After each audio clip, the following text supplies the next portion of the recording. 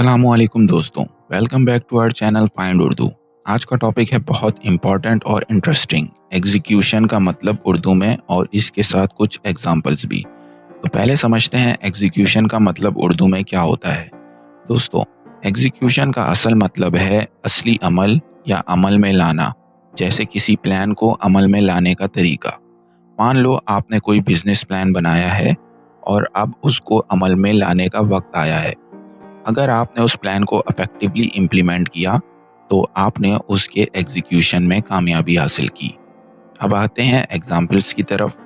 जैसे कि आप एक प्रोजेक्ट मैनेजर हैं और आपने एक नया प्रोजेक्ट शुरू किया है, तो आपको हर कदम पर ध्यान रखना पड़ेगा ताकि आपका प्रोजेक्ट सक्सेसफुल हो।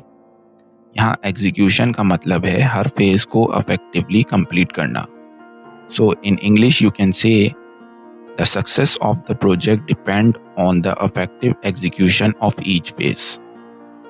और मान लो आपने एक नया फिटनेस रूटीन बनाया है। अगर आपने हर दिन उस प्लान को फॉलो किया और अपने फिटनेस गोल्स को अचीव किया, तो आपने उसको इफेक्टिवली एग्जीक्यूट किया है।